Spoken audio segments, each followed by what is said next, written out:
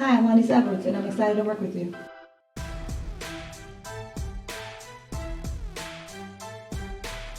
I've been in real estate for 5 years, but officially 2. I bought my home 5 years ago.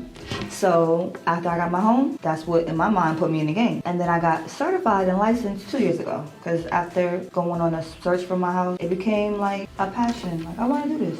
I want to be the one helping you put your feet in those doors. I want to be the one to help you create generational wealth. I want to be the one to help you accomplish one of your goals. My main goal in real estate, for one, is to get my own brokerage. I want to work for myself naturally. That's why I went into the field, entrepreneurship. But real estate-wise, I want to help people create a platform for themselves, their families, their children, as far as, like I said before, creating generational wealth. So real estate is big and it can be done. I treat people how I treat myself. So I'm going to do for you what I want done for me.